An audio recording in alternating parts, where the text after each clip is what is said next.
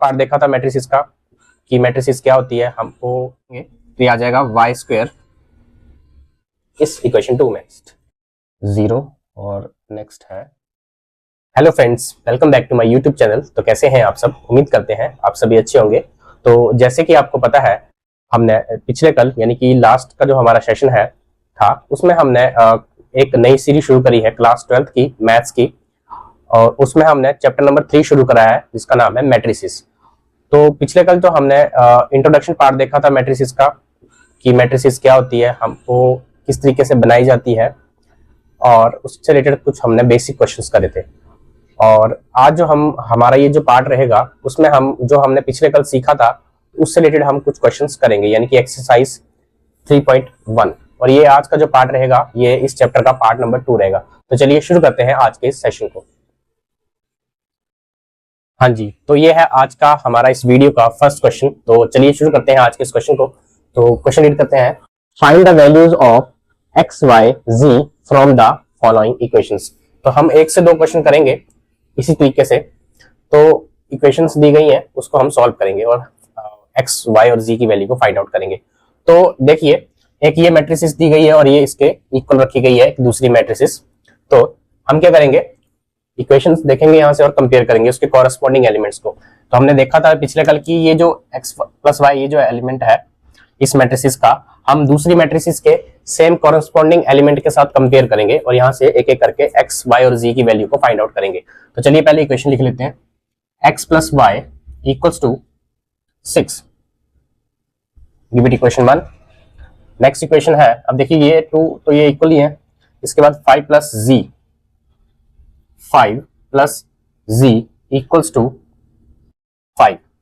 और third equation हमारी यहां से आ जाएगी, एक्स वाई इक्वल्स टू 8। हाँ जी, तो देखिए यहां से हम z की वैल्यू को फाइंड आउट कर सकते हैं। तो ये तो नेक्स्ट स्टेप में हो जाएगा इस तरीके से, z इक्वल्स टू 5 माइनस 5। ये पॉजिटिव 5, ये पॉजिटिव था, इस तरफ आके ये नेगेटिव हो जाएगा, और तो z की वैल्यू यहां से हमारे पास आ जाएगी 0। ओके, अब हम या तो इसका यूज करेंगे और यहां से कोई एक वैल्यू उठाकर इस इक्वेशन में डाल देंगे, या तो इसका यूज करके यहां कर देंगे। तो चलिए हम इसका यूज करते हैं और इस वैल्यू इस इक्वेशन में यानी कि इक्वेशन नंबर 3 में हम डाल देते हैं पुट। तो इसको यहां से जब सॉल्व करेंगे, चलिए x की वैल्यू यहां से क्या आएगी, 6 माइनस वाई। अब ये जो है इसको हम यहां x की जगह पुट करेंगे, इसको मैं 4 दे देता हूं। तो x की वैल्यू 6 माइनस वाई, तो जहां x है वहां पे 6 minus y into y equals to 8।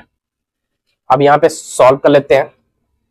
तो नेक्स्ट स्टेप में ये आएगा 6 इंटू वाई, 6 वाई और y into y square equals to 8। तो ये क्वाड्रेटिक इक्वेशन बन गई है।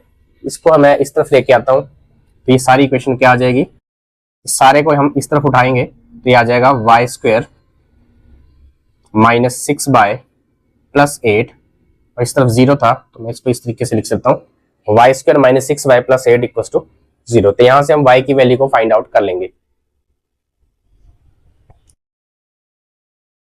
तो मिडिल टर्म को स्प्लिट करेंगे, यहां लिख लेता हूं y square minus 6 y plus 8 equals to 0। हम इसको स्प्लिट करेंगे। अब वो दो नंबर देखेंगे जिसको मल्टीप्लाई करके 8 आ जाए और आपस में प्लस माइनस करने पे 6 बाय आए। तो देखिए 4 2 जा 8 या 2 4 जा 8, तो माइनस का 6 चाहिए हमें, मतलब बड़े के साथ माइनस का ये चाहिए। हम क्या करेंगे, y square minus 4 y minus 2 y, positive 8 चाहिए। तो अब देखिए 4 इंटू 2 8 हो जाएगा, माइनस माइनस प्लस, प्लस का 8 आ जाएगा, और माइनस 4 वाई माइनस 2 वाई is equals to minus 6 y. अब यहाँ से कॉमन ले लेंगे। अब देखिए यहाँ से कॉमन आ जाएगा y और अंदर बचेगा y माइनस 4, और यहाँ से कॉमन आ जाएगा 2 तो अंदर रहेगा y माइनस 4। अब एक बार कंफर्म कर लीजिए, चेक कीजिए कि ये जो कॉमन सही लिया है। देखो 2 को y के साथ करूंगा तो माइनस का 2y, और माइनस 2 को माइनस 4 के साथ प्रोडक्ट करूंगा तो पॉजिटिव 8 आ जाएगा। यानी कि हमने यहाँ से जो कॉमन लिया है वो बिल्कुल सही है। तो यहाँ से y माइनस 4 हम निकाल लेंगे, ये देखिए 1 टाइम y माइनस 4 और यहाँ से y माइनस 2 इक्वल्स टू 0।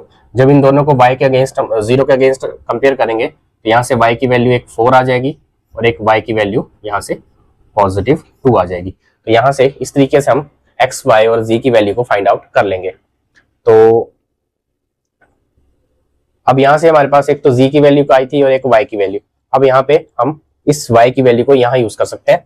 तो देखिए जब x इक्वल्स टू 6 माइनस हम 4 भी यूज कर सकते हैं, 6 माइनस 4 इक्वल्स टू 2, और अगर हम ये वैल्यू लेंगे तो यहाँ से आ जाएगा 6 माइनस 2, तो x इक्वल्स टू 4। इस तरीके से हम इस क्वेश्चन को सॉल्व कर सकते हैं।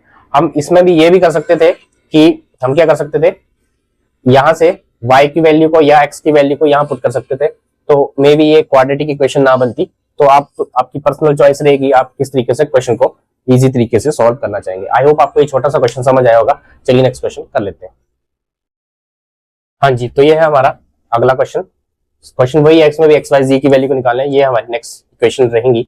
यहाँ पे मैट्रिसेस हैं ये मैट्रिसेस इसके अगेंस्ट है। तो देखिए यहाँ से इक्वेशन बनाएंगे हम x plus y plus z, तो ये किसके इक्वल है, 9 के।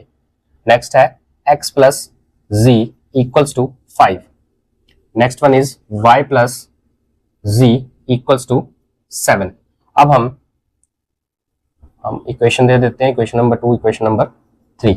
अब हम देखिए यहाँ से हमें एक एक करके x, y और z की वैल्यू निकालनी है। तो हम आसानी से ये कर सकते हैं कि देखिए y प्लस z की वैल्यू हमारे पास 7 दी गई है, तो हम क्या कर सकते हैं, इस 3 को 1 में पुट कर सकते हैं। तो लिखेंगे पुट 3, यहाँ कर लेता हूं,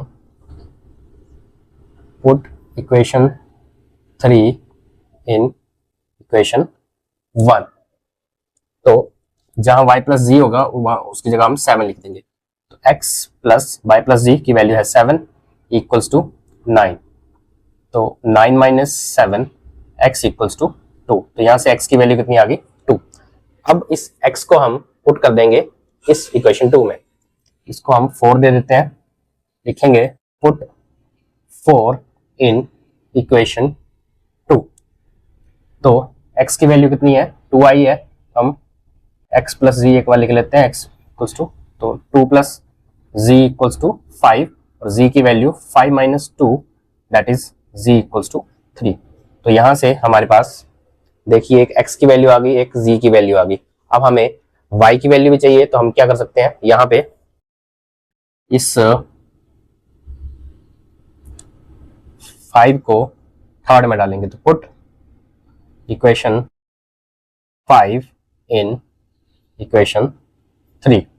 तो y निकालने के लिए y प्लस z की वैल्यू है 3 इक्वल्स टू 7 और y equals to 7 minus 3 that is y equals to 7 minus 3 is equals to 4। So here we have values y equals to 4, z equals to 3 and x equals to 2। सो ये है एक simple से question जो इस exercise में है। ये 3.1 के ही क्वेश्चंस हैं, आप देख सकते हैं अपनी बुक से कि कौन सा क्वेश्चन हमने किया हुआ है। तो चलिए नेक्स्ट क्वेश्चन कर लेते हैं। हाँ जी, तो ये नेक्स्ट क्वेश्चन है सेम एक्सरसाइज का। देखिए क्वेश्चन है construct 3x4 matrix whose elements are given y। तो एक फर्स्ट पार्ट ये है और एक ये सेकंड पार्ट। पहले हम फर्स्ट पार्ट कर लेते हैं। तो aij equals to half mod minus 3i plus j mod. तो हम क्या करेंगे, हमने पिछले कल भी ऐसा क्वेश्चन एक एग्जांपल के रूप में किया था। तो सबसे पहले हम एक जनरल 3x4 ऑर्डर की एक मैट्रिक्स को कंस्ट्रक्ट करेंगे। तो चलिए उस मैट्रिक्स का नाम दे देते हैं as a equals to 3x4। 3x4 का मतलब है कि जिसमें 3 रोज होंगे और 4 कॉलम। तो 3 रोज और 4 कॉलम। तो ये क्या बनेगा, A11, A12, A13 और A14। क्योंकि 4 कॉलम है तो 1 2 3 4 और A21,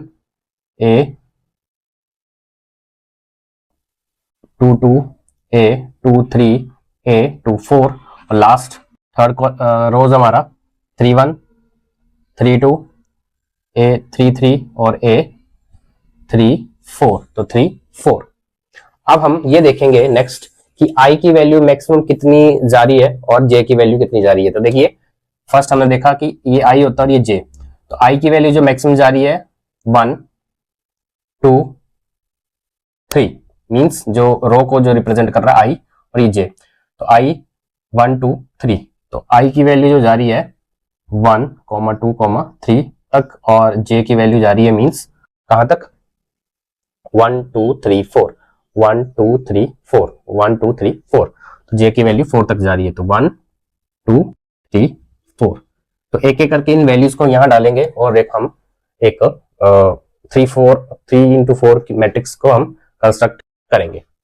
तो चलिए यहां से शुरू करते हैं। A11 यहाँ वैल्यू को डालेंगे, A11 equals to half minus 3 into 1 plus 1, पहले लिख लेते हैं। इसके बाद 1 2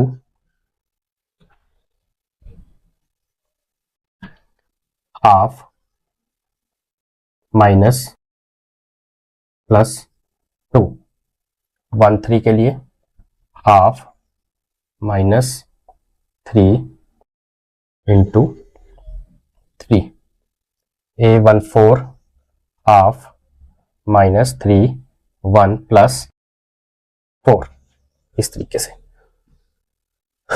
चलिए पहले इसको सॉल्व कर लेते हैं। तो यहां से आएगा ये हाफ -3 प्लस 1 यानी कि -2, -2 मोड के अंदर माइनस जो है पॉजिटिव हो जाएगा और 2 से 2 कैंसिल आउट हो जाएगा, यानी कि इस तरीके से आएगा 2 से 2 कैंसिल, ये बचा 1। नेक्स्ट -3 प्लस 2 -1, तो 1/2। आप साथ साथ कैलकुलेशन कर लेना। -3 प्लस 3 0, अब 0 और ये इसके साथ करेंगे तो ये पूरा कितना आ जाएगा 0। नेक्स्ट -3 प्लस 4 यानी कि -3 और प्लस 4 कितना हुआ आपका 4, सॉरी 1, और 1 इक्वल्स टू 1/2। बेसिकली ऐसे आना चाहिए 1 2 इंटू अंदर वाला 1, तो ये कितना है 1/2। इस तरीके से हमारे पास ये जो है आ चुका है वैल्यूज 1 1/2 0 और 1/2। नेक्स्ट या लिख लेता हूं मैं इसको, कितनी आई, एक हमारे पास वैल्यू आई है 1, नेक्स्ट 1/2, नेक्स्ट 0 और नेक्स्ट है 1/2। ओके, अब हम नेक्स्ट निकालेंगे A21 के लिए। A21 A22 A23 A24। अब 21 के लिए क्या होगा, ये आ जाएगा 1/2, ये आ जाएगा -3 into 2 plus 1 mode 1/2, 3 into 2 plus 2 1/2 -3 2 into 3 1/2 -3 into 2 plus 4। अब इसको सॉल्व करने पे 3 2 6, -6 प्लस 1 -5, और मोड के अंदर तो पॉजिटिव हो जाएगा तो 5/2। 3 2 6 प्लस 2 यानी कि -4, और -4 इस तरीके से आएगा 1/2 इंटू -4, ये मोड पॉजिटिव में हो जाएगा तो इधर ही कर देता हूँ, 4 आ जाएगा, काट के कितना आएगा 2, तो कितना आया 2। इसके बाद इसकी बारी -6 प्लस 3 -3, पॉजिटिव 3 हो जाएगा, और इसके बाद 3/2।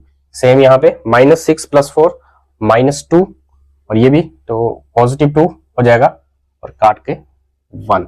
तो नेक्स्ट लाइन भी हमारे पास आ चुकी है, यानी कि क्या है ये 5/2,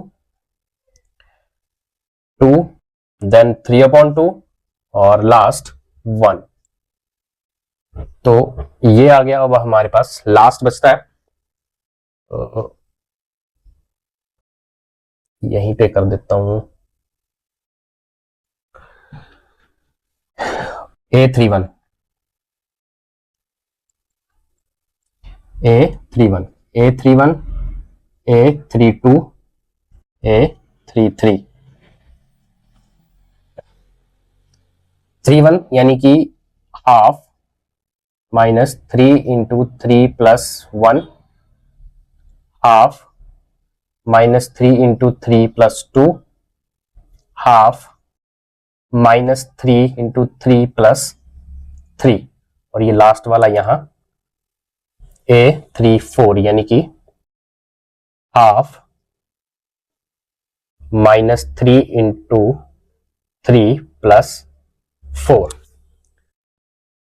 ओके, इसको सॉल्व कर लेते हैं। तो यहां पे जो आएगा -3 यानी कि इंटू 3 9 + 1 -8 और -8 अंदर पॉजिटिव 8 हो जाएगा तो ये आएगा 2 4 8 तो 4 यहां पे आ जाएगा।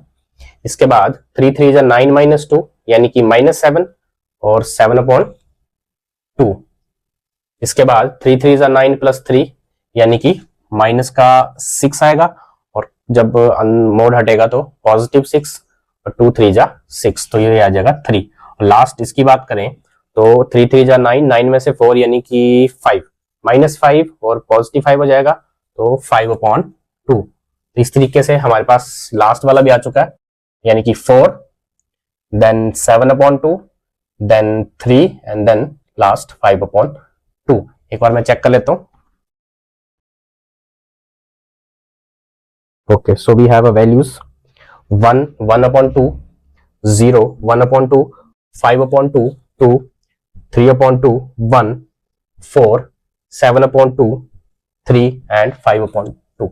सो इस तरीके से हमने जब अगर इस तरीके से क्वेश्चन आता है तो हम इस तरीके से सॉल्व करेंगे। तो आई होप आपको ये क्वेश्चन समझ आया होगा। चलिए अब हम सेकंड पार्ट जो है वो आपके लिए रहेगा, आप इसको ट्राई कर सकते हैं, सिंपल है इस तरीके से। अब और कुछ क्वेश्चन कर लेते हैं अलग टाइप के। चलिए नेक्स्ट क्वेश्चन कर लेते हैं फिर। हाँ जी, तो ये क्वेश्चन की नेक्स्ट टाइप है, तो चलिए क्वेश्चन को रीड करते हैं।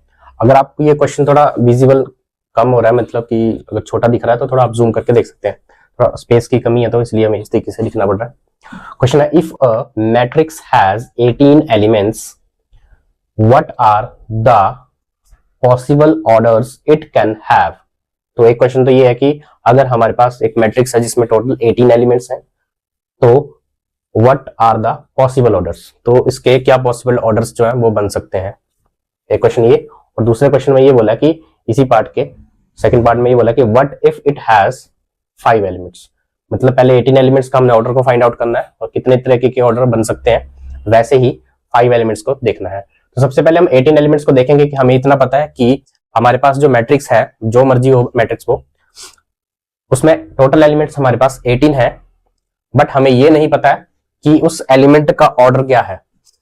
तो क्या क्या पॉसिबल ऑर्डर बन सकते हैं, मींस m क्रॉस n क्या बन सकता है, कितने रोज होंगे और कितने कॉलम्स होंगे, या कॉलम कितने और रोज कितने, वो डिपेंड करेगा क्योंकि फिक्स नहीं होता है, अलग अलग भी हो सकते हैं। तो इसको करने के लिए हम क्या कर सकते हैं, देखिए 18 एलिमेंट्स है तो उसको हम फैक्टर बना सकते हैं। देखिए 18 इस तरीके से भी कर सकते हैं, अलग अलग तरीके हैं, इस तरीके भी कर सकते हैं। देखिए 2 9 ज़ा 3 से जाएगा तो 3 3 ज़ा 3 1 ज़ा,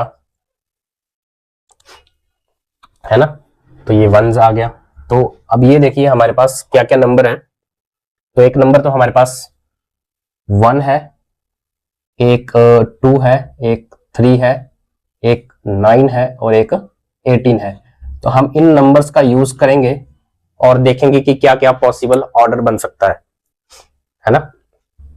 तो हमें ये पता है कि जो मैट्रिक्स होती है उसमें हम इसका यूज करते हैं m क्रॉस n, या फिर इसको इस तरीके से भी लिख सकते हैं आप m into n। m represent कर रहा है आपको रो को और n आपका कॉलम को।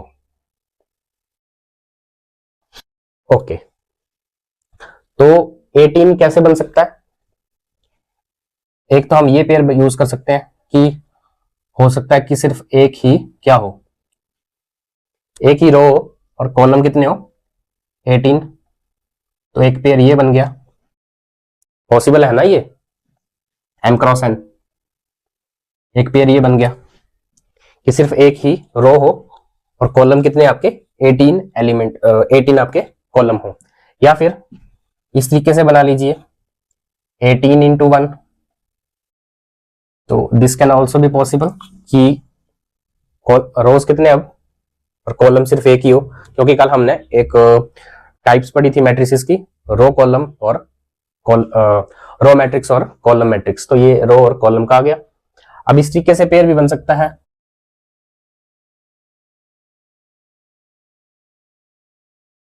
और इसके अलावा 2 9 या 9 2, यानी कि 2 रो 9 कॉलम, या 9 रोज हो या 2 कॉलम हो, तो इस तरीके से भी बन सकता है।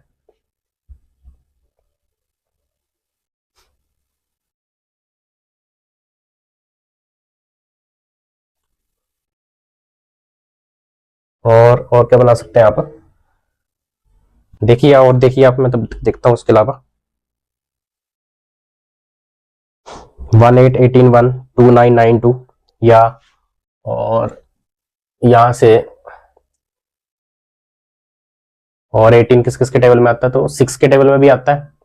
बेसिकली आप वो देखना कि जो 18 जो है किस किस के टेबल में आता है, तो इस तरीके से और क्या आ जाएगा, 1 2 3 4 के टेबल में नहीं आएगा, 5 में भी नहीं आएगा, फिर 6 में आएगा, 6 7 में नहीं आएगा, 8 में नहीं आएगा, 9 में आ गया, 11 12 नहीं आएगा, तो इसके बाद सीधा डायरेक्ट ये। तो अब ये एक कॉम्बिनेशन हम ये भी ले सकते हैं। तो इस तरीके से क्या आ सकता है, 6 इंटू 3 मीन्स 6 रो 3 कॉलम, या 3 रोज और 6 कॉलम, ये कॉम्बिनेशन भी हम बना सकते हैं। तो इस तरीके से हमारे पास ये जो है ऑर्डर आ जाएंगे। तो ये था फर्स्ट पार्ट का हमारा आंसर। अब इसमें जो बोला गया नेक्स्ट कि अगर वो मैट्रिक्स जिसमें 5 एलिमेंट्स हों तो उसका क्या पॉसिबल ऑर्डर बन सकते हैं। तो 5 हमारा किस तरीके से आएगा प्रोडक्ट में, या तो एक कौन कौन से नेचुरल नंबर, एक 1 का बन रहा है और 5 का बन रहा है, तो यही वो नेचुरल नंबर है दो जिनसे हमें 5 बनेगा। तो या तो हमारे पास सिर्फ एक रो हो और एक कॉलम हो, सॉरी 5 कॉलम हो, तो ये कॉम्बिनेशन बन सकता है m क्रॉस n, या फिर 5 रोज हो और एक ही कॉलम हो, तो इस तरीके से भी बन सकता है। सो ये इस दूसरे वाले का आंसर हो जाएगा। आई होप आपको ये सिंपल सा क्वेश्चन जो है समझ आया होगा। तो जो हमारी जो एक्सरसाइज है 3.1, उसमें सिर्फ इसी तरीके से क्वेश्चन ही है, तो उसमें ज्यादा आपको दिक्कत वाली बात नहीं है। तो आई थिंक हम क्वेश्चन अगर है तो और कोई टाइप का क्वेश्चन, तो आई गेस और तो नहीं है। हाँ जी, यही टाइप के क्वेश्चन थे जो हमने कर लिए हैं। तो यही था छोटा सा पार्ट इस वीडियो का। आई होप आपको ये छोटा सा सेशन अच्छा लगा और ये समझ आया है। और इसी के साथ हमारा जो 3.1 से रिलेटेड, यानी कि जो पिछला टॉपिक था उससे रिलेटेड जो भी बेसिक क्वेश्चन बनते थे वो हमने कर लिए हैं। अब ये क्वेश्चन जो है वो एमसीक्यू में आ सकते हैं आपके, तो इस कंसेप्ट को आपने ध्यान में रखना है।